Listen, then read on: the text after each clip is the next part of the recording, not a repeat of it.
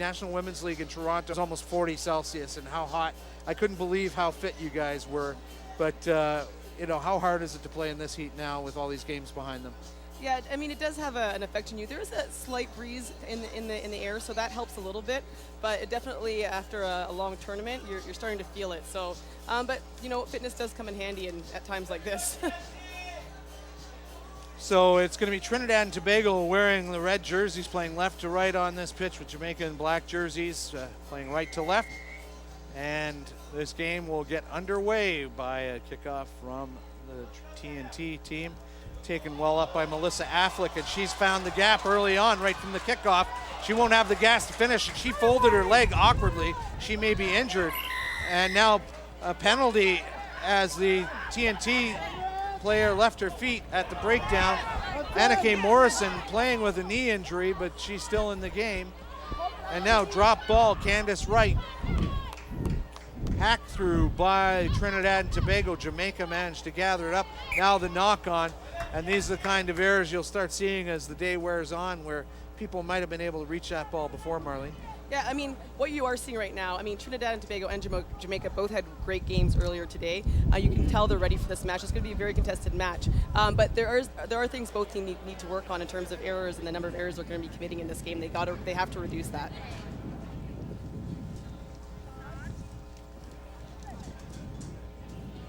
So Trinidad and Tobago not getting a clean ball from the delivery from the scrum, but now they've managed to offload.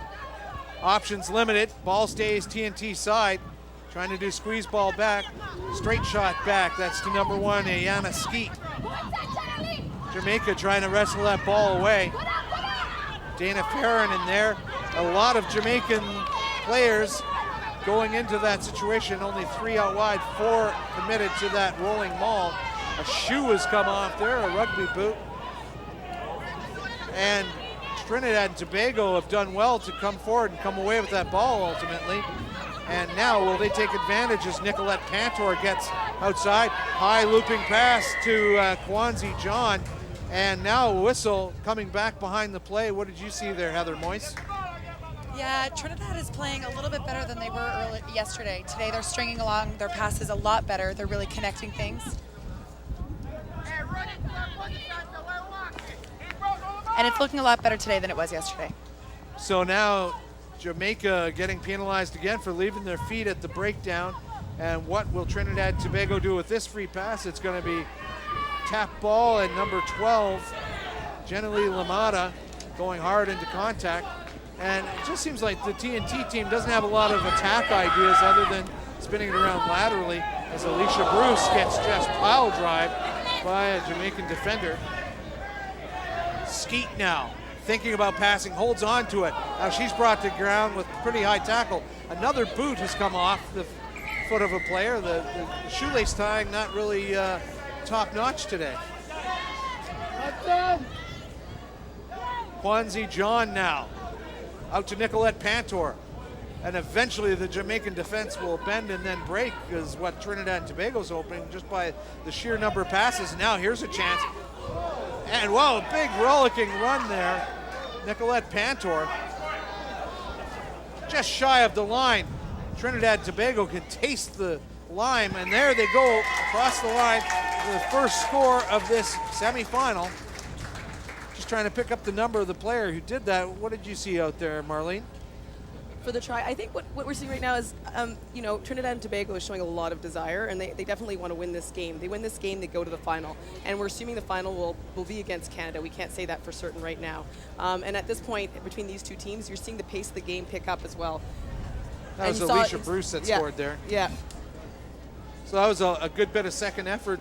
Were you known as a grinder in the sevens game, Heather? Would you get all into the rucks and mauls? And well, in sevens, it's hard to avoid it because it's a lot of one-on-one stuff, and so you're really doing a lot of one-on-one opponents. But I tended to like to go around my opponents instead of going through them. So I like to go through my opponents. Marlene likes to go through. Distinct styles, absolutely. A lot of sevens in your career, Marlene? No, not a lot of sevens. It was more maybe of in her future, not in her past. That's right. She's been hinting for a tryout with John Tate all weekend long Yes. on the air. You know, lose Nick about John's 20 pounds. watching the tape and watching the DVDs. I'll send him some video. Huh. Okay, Marlene. Maybe a long shot option. 5-0 for Trinidad and Tobago. Marlene, of course, a national team player from 2000 to 2010. Great career for the Canadian women, and Heather Moyse from 2004 to 2010 at the Women's World Cup, where she scored a record number of tries that year.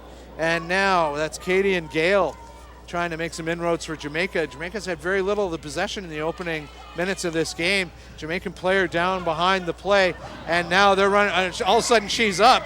She was down, but when there was an option to maybe get a pass there, that was Lisa Fraser who suddenly got to her feet. The injury magically went away. It's funny how that happens. Yeah, opportunity knocking. She was there. It's called adrenaline. It's called adrenaline. Right. The penalties are piling up against Jamaica. Trinidad and Tobago. Now that's going to be a free ride into the end zone. And that's number 7, Quinese John. And so Trinidad and Tobago are really stamping their authority on this game after 5 minutes. I mean, what we're seeing right now, we're seeing raw individual talent. Ponzi has been playing excellent all tournament, and she has the pace. And what's going to be exciting for the next few years is to see how these players develop leading into the Olympics in Rio. They're being very matter-of-fact out there, all business, and I think, frankly, both these teams would be tired too. I mean, it's been a long, hot weekend of rugby, and the tank is starting to get below half in these games. Absolutely. So this is sometimes when the team kind of becomes sometimes individuals at this point, when you really need to bring it back as a team. But Quinese John and Juliana Straker are both 2 key players for Trinidad, and they've been kind of keeping things together and hopefully carrying it on throughout the rest of this game. Another missed conversion makes it 10-0 for Trinidad and Tobago over Jamaica. But I don't think this Jamaican team is out by any sense. They just got to maintain some possession and turn it around.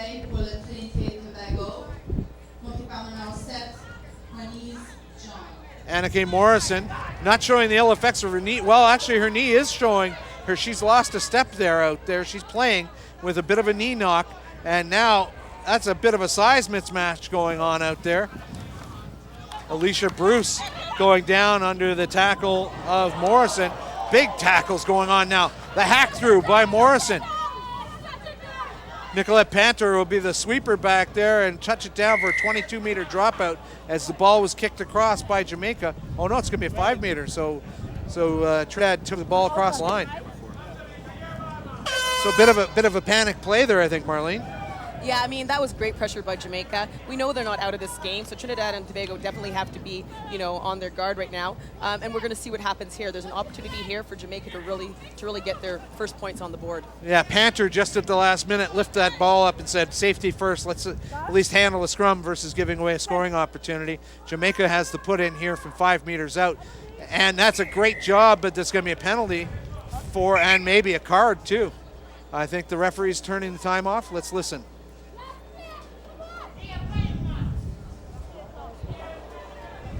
So that's Jenny Lamada getting shown the gate right at halftime. So she'll sit for 2 minutes of the second half, and Jamaica with a player advantage, and now they could score. They've got the outside lane there, and drop ball, agonizing.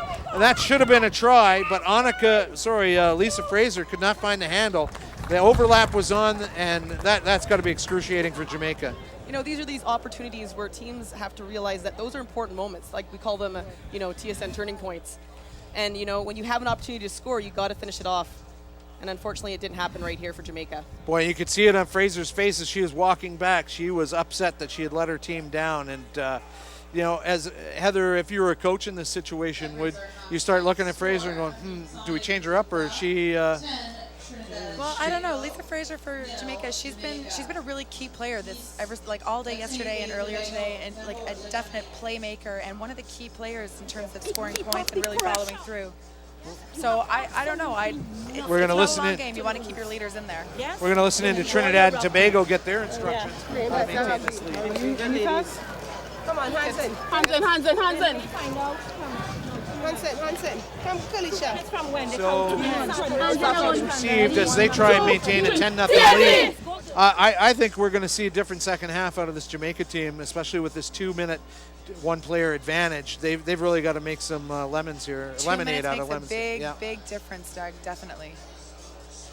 When you have a player advantage, I mean, is there plays that sort of accentuate that ability to spread it wide? Absolutely, you definitely want to spread them as wide as you can and take advantage of the holes in the middle, or you do a couple of phases where you can suck them inside and then peel around the corners on the outside.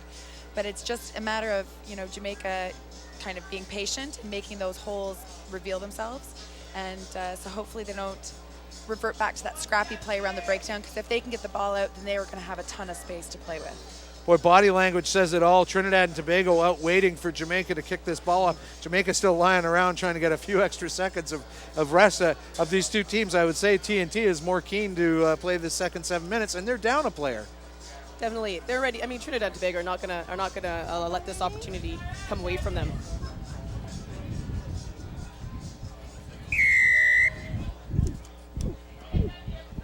So Jamaica gets us back underway. Well taken by Alicia Bruce there. Jamaica want that ball bad because they have 2 minutes to make some hay while the sun is shining here at Twin Elms. And this is their first opportunity. It's a scrum for Jamaica just outside the TNT 22. And so this is going to be one of those opportunities, Heather, where the field is wide open, and look at, there's precious little in the way of defense out there. Yeah, this is a favorite opportunity of mine. I mean, you've got a really wide field on one side, but you still have a wide blind side. And this is a great time, lots of green space. So they're also one short player on Trinidad for defense, so we're going to have to see what Jamaica can do here. So the TNT scrum half should have been acting as the extra sweeper back there, and now that big gap showing up, but the hole's filling in quickly. That's a great move by number 5, Carrie Ann Graham, but Jamaica not really moving that ball beyond the gain line. No, it's been dropped a few times out wide there. Yeah, Fraser, not a great pass, and now Trinidad and Tobago taking advantage of a drop ball there. Talia Wilson, she's staying on her feet, driving hard to halfway, despite being shorthanded. Now they've made an adjustment, have got 3 backs out there, and this is Nicolette Pantor, and she'll have the gas to go all the way, I think. Oh, and that should be a yellow or red card. Attempt to trip there. There was definitely looked like an attempt to trip as they were going along. Crowd howling in protest. So when we look at that one again, when she realized she was beat, she was trying to stick a foot out. Pantor.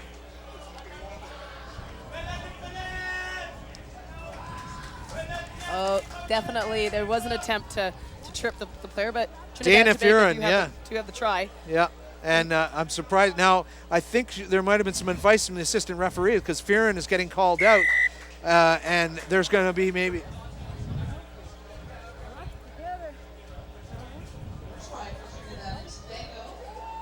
Referee from France trying to communicate that you must tackle with your arms. And really, I think Fearon is very lucky she didn't come away. I think because she didn't actually trip, it was just the intent to trip that the call wasn't made. But the intent was definitely there. You just don't see that much in rugby. No, I can't recall a trip in a tournament. You often see a diving to try and get their ankles with their hands, but I don't know if I've ever seen someone try to lunge their foot out front. Well, we did talk about the fact that, you know, the sort of fields that Jamaica's training on with the rocks and the gravel, they're less eager to maybe go on the ground because they're used to staying on their feet because they don't want to fall on the ground. So maybe that's crossing over to the games when they are even on these fields. It takes quite a physical effort to not try once but twice. I mean, those are big lunges. And so we have a Jamaican player that's going to come off the field now. Let's try and pick up her number. Round warm of applause. I think the Canadian crowd has kind of adopted Jamaica through the rounds, both the men's and women's teams, but you know, it's tough to see a player come off, and it looks like a bit of shoulder trouble there. So Trinidad and Tobago kicked that into touch. It landed in play before it went out of bounds. And now Jamaica thinking about a quick throw in. But they'll have the line out back there instead.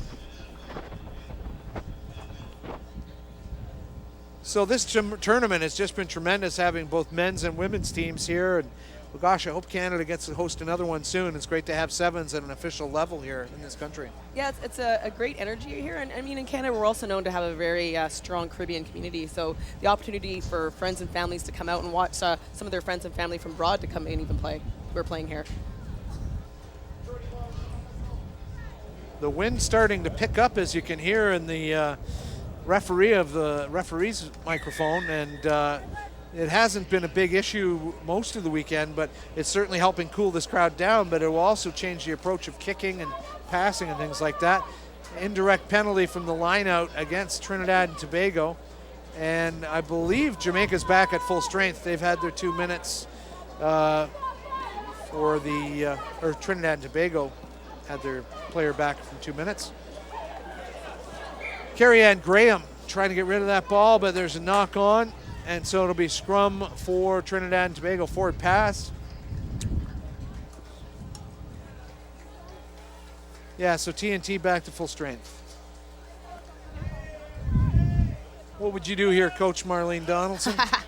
Well, I mean, just watching Jamaica just now with the ball, you can tell they're really tight together. They're very bunched. They're bunched tightly together. They really need to spread it out to make their passing more effective. It's very easy to defend a team like Jamaica if they're not spreading it wider. Heather, if Trinidad and Tobago has picked up the fact that number 10, Anneke Morrison's not at full pace, will they start targeting her, do you think? Well, it'll definitely, if they spread everything wide, then definitely going towards the gap that's right beside Anneke would be a smart move. Definitely taking a side step so that she has to be off balance with her, with her knees going to one side, then yeah, that would be something to key on. Exactly. Jenny Lamada now getting that out to Quincy John. Bit of a loose ball picked up by Juliana Straker. Trinidad and Tobago have kind of gone off the boil since their player went off the field. They lead 17-0, but haven't shown much of a threat. Jamaica hasn't really done much with their possession, but now speaking too soon. And this is number 14. We don't have her on our team sheet. Goodness. I believe is that 11? Oh, that's 11. Yes. That's just my eyes. That's Lisa Fraser. It's a terrible font. It's not my eyes. That's my story, and I'm sticking to it. So Lisa font. Fraser. Great try there, Marlene Donaldson. Individual effort, making up for a drop ball earlier and nearly tripping a player. And that's what we're talking about. When you're in a situation where your team probably needs to work a little bit more on structure, you really do start to have to rely on individual, strength like this. You can see she's running hard. She knows she's not going to pass. She has the ball in one hand. She's just going for it. Ears back, gone, and she finishes it with a try. Heather, you've done a lot of sprinting as a bobsledder. I mean, that looked like a track form that she had there, just the ball instead of a baton. Absolutely. Well, when you're open field, it really is just you're really sprinting to that finish line, and the try line for them is that finish line. So it's definitely more of a sprinter's technique than a bobsledding technique when you're pushing 450 pounds. Yeah, it was a leap for me. I just had to bring it in the conversation. But when you're dragging a player behind you, that would be more bobsledding. Right. So Jamaica don't get that kickoff quite right there, so that doesn't go 10 meters. So a 17-5 lead. I wouldn't call it tenuous at this point with less than a minute to go. Trinidad and Tobago will win this game, but they just need to run out the clock here as Quincy John swings it back inside to Juliana Straker. Ball goes to ground. Trinidad and Tobago committing players to the breakdown. They've done well. Advantage being played by the referee. And now that's number 9, Talia Wilson. She's trying to break up the middle. She has one to beat. Oh, and she jumps into the contact, and I'm not sure that you're allowed to leave your feet when you're going into contact like that. You can't jump into a tackle. That's definitely not allowed. I think that's more of a goose step. We've been seeing a lot of goose steps at this tournament. It was a tournament in two-legged general. goose step. Yeah, both went off the ground at the same time. But That Trinidad and Tobago might score here in the end. There's a goose step now. And that is Juliana Straker putting the final try across at 14 minutes. And TNT showing a little bit of spark there. They definitely lost their drive there in the middle part of the second half. They got it back there, and you can, like you were saying before, you can see kind of the body language of Jamaica. It's 14 now. That looks like we might be the end of the game. I'm not sure. But I think Trinidad and Tobago have this game. Oh, yeah, I don't think there's enough extra time to score 4 tries there. No. So we see the Canadian team, Canadian men's team, bringing their lunch in to enjoy some of the women's rugby here right in front of us. And we're going to wait for the final whistle here, just the conversion kick to come, and that's not going to go across. So final score of 22-5. And Trinidad and Tobago look very enthusiastic. They know they're going to the finals, and we just have to wait and see who they're going to the finals against. So that's the final.